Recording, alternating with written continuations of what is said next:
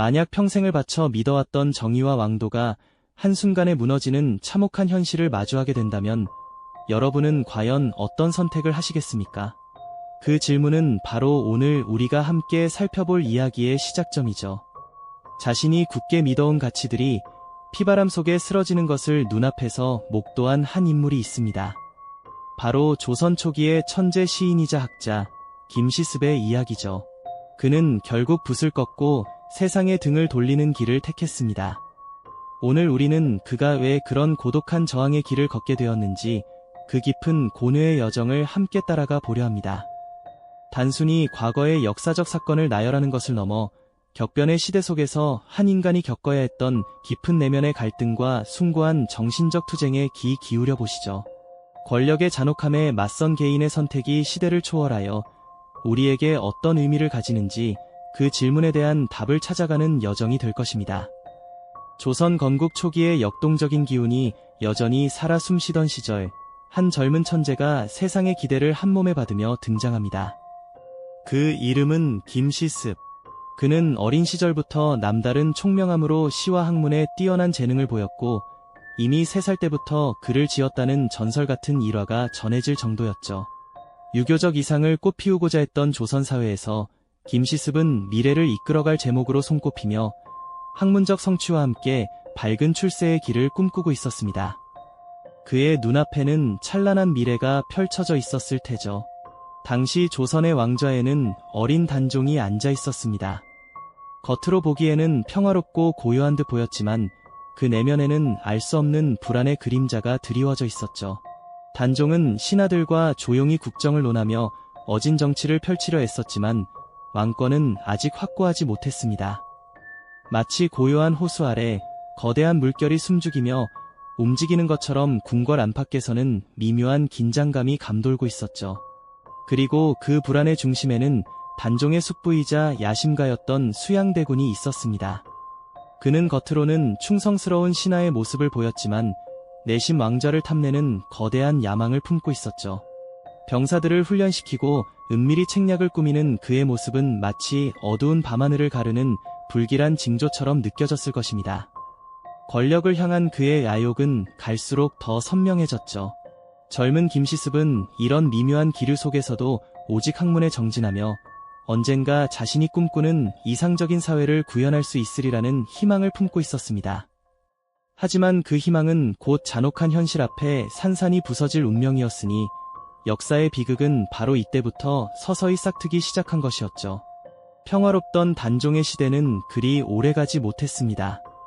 1453년 어느 한밤중 궁궐에 피바람이 불어닥칩니다. 바로 수양대군이 일으킨 계유정난이었죠. 그는 자신의 반대파를 무자비하게 숙청하고 단숨에 권력을 장악했습니다. 충신들은 역모의 이름 아래 끌려가 참혹하게 죽음을 맞았고 궁궐은 피와 비명으로 얼룩졌습니다. 칼을 든 병사들이 밤새도록 궁궐을 장악하며 한때 찬란했던 왕조의 이상은 그렇게 잔인하게 짓밟혔습니다. 이 모든 비극을 김시습은 두 눈으로 똑똑히 목격해야만 했습니다. 아마도 그는 피 묻은 옷을 입은 사람들과 참수당한 시신들을 보며 엄청난 정신적 충격에 휩싸였을 것입니다. 그가 평생을 바쳐 믿어왔던 유교적 대의와 왕도 정치, 그리고 어진 왕의 통치라는 이상은 한순간에 허물어져 버렸습니다. 마치 견고한 성벽이 지진으로 무너져 내리듯 그의 세계관은 송두리째 흔들리고 말았죠. 자신이 품었던 모든 꿈과 희망이 피로 얼룩진 현실 앞에서 산산조각 나는 순간이었으니까요. 젊은 학자의 마음속에는 혼란과 분노, 그리고 깊은 절망감이 뒤섞여 피어났을 겁니다. 손에 들고 있던 붓은 아마도 힘없이 바닥으로 떨어졌을 테고 주변에 흩어진 서책들은 그저 무의미한 종이조각처럼 느껴졌을지도 모릅니다.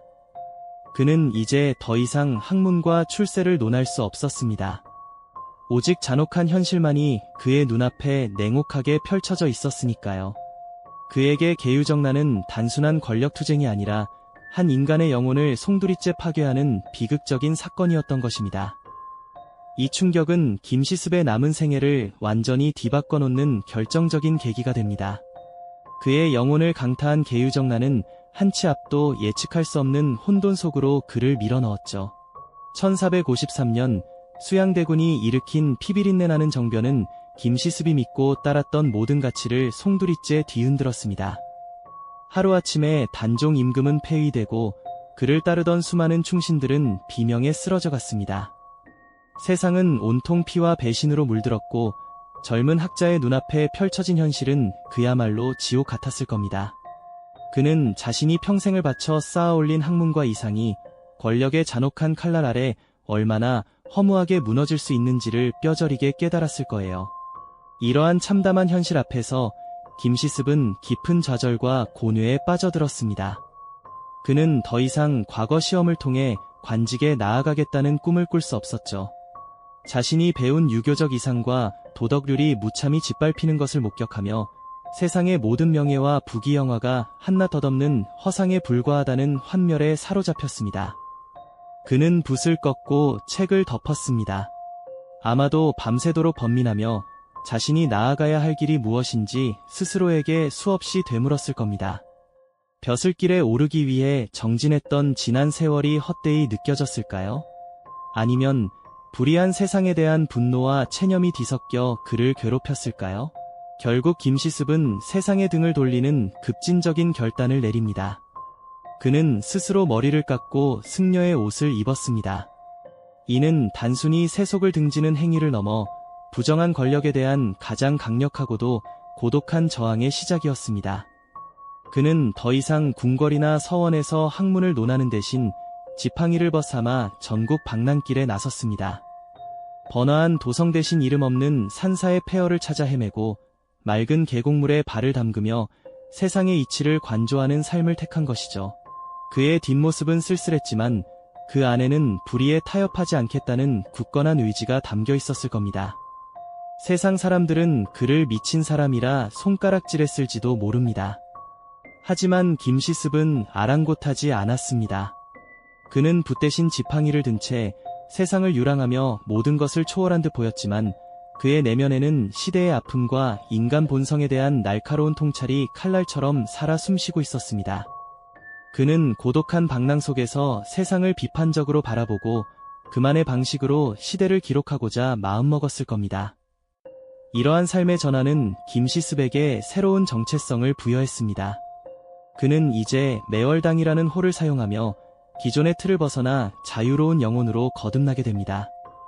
그의 발길이 닿는 곳마다 시와 이야기가 피어났고 그 속에 시대의 아픔과 저항 정신이 고스란히 녹아들기 시작했죠. 매월당 김시습으로 거듭난 그는 이제 세상의 번다함과는 거리가 먼 길을 걷기 시작했습니다. 그의 발길이 닿는 곳마다 고요한 자연의 풍경이 펼쳐졌고 그 속에서 그는 묵묵히 시대를 관조했죠. 더 이상 궁궐의 화려함이나 서원의 논쟁은 그의 관심사가 아니었습니다. 대신 그는 지팡이를 짚고 산사의 폐허를 찾아 헤매고 맑은 계곡물에 발을 담그며 세상의 이치를 깊이 들여다보는 삶을 택했습니다. 겉보기에는 정처 없는 방랑자 같았지만 그의 내면에는 불의에 타협하지 않겠다는 굳건한 의지와 날카로운 시대인식이 여전히 살아 숨쉬고 있었던 겁니다. 세조의 시대가 공고해지고 왕권이 더욱 강해질수록 김시습은 더욱 깊은 고독 속으로 침잠했습니다. 그는 직접적인 정치적 저항 대신 자신만의 독특한 방식으로 시대를 비판하고 인간 본성을 탐구하기 시작했죠. 전국을 유랑하며 만난 사람들의 이야기, 스쳐 지나간 풍경 속에 담긴 삶의 애환, 그리고 스스로 느꼈던 비통함과 절망감이 그의 붓끝에서 새로운 문학으로 피어났습니다. 바로 이것이 매월당 김시습이 택한 고독한 비판의 길이었습니다.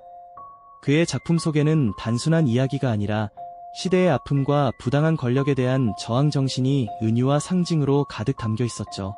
그의 대표작이라 할 수 있는 금오신화는 그가 남긴 정신적 유산의 정수라고 할 수 있습니다.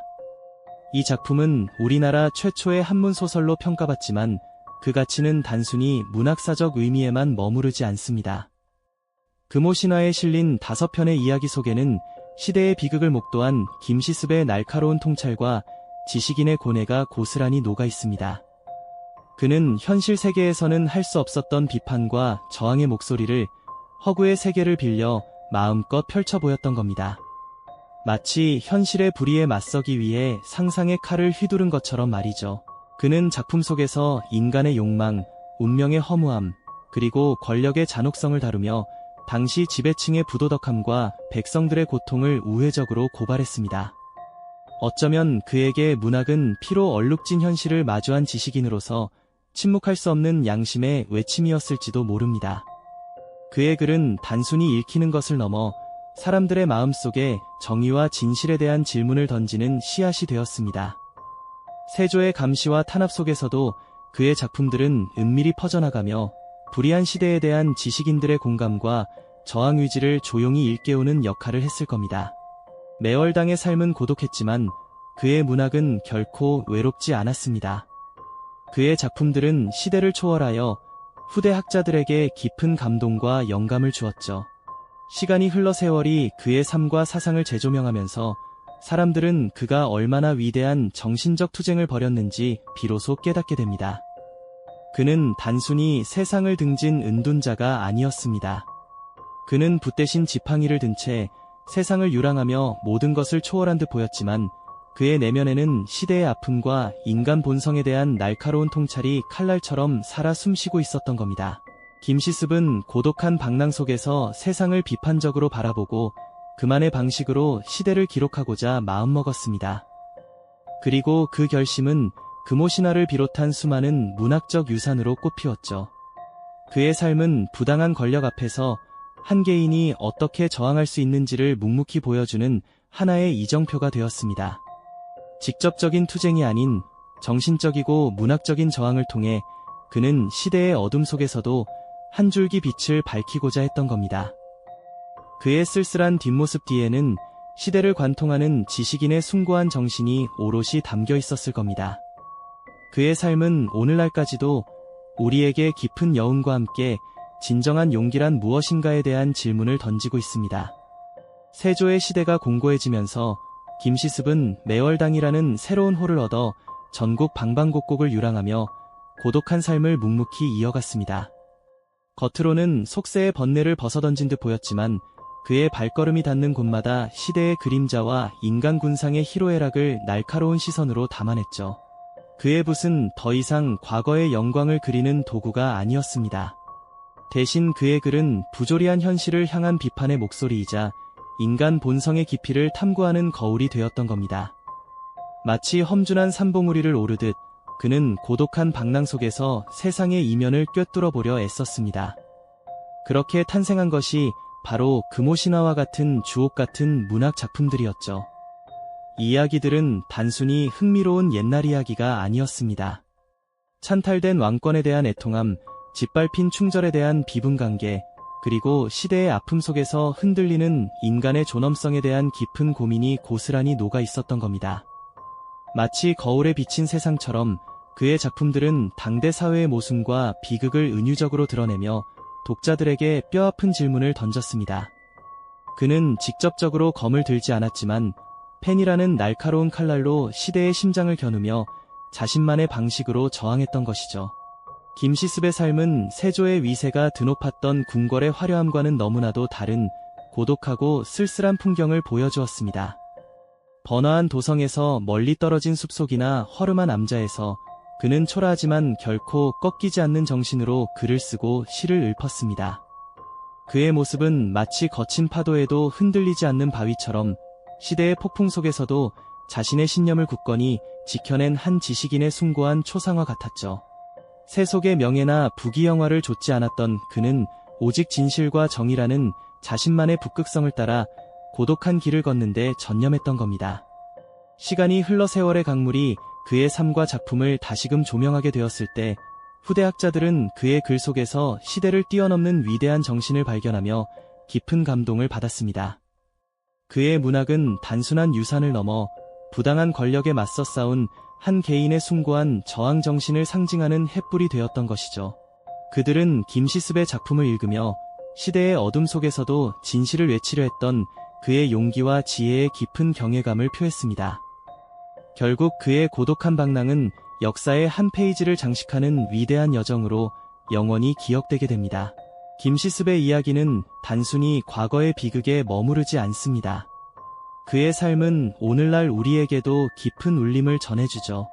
부당한 권력 앞에서 한 개인이 어떤 태도를 취할 수 있는지, 그리고 진정한 저항이란 무엇인가에 대한 끊임없는 질문을 던집니다. 그는 직접적인 투쟁 대신 정신적이고 문학적인 방법으로 시대를 비판하고 기록하며 자신의 신념을 굳건히 지켜냈던 겁니다. 그의 고독한 삶과 날카로운 문학은 시대를 초월하여 정의와 양심의 가치를 지키고자 했던 한 인간의 숭고한 정신을 보여주는 증거가 아닐까요? 우리는 김시습의 발자취를 따라가며 오늘날 우리가 마주하는 수많은 불의 앞에서 어떤 선택을 해야 할지 스스로에게 물어보게 됩니다.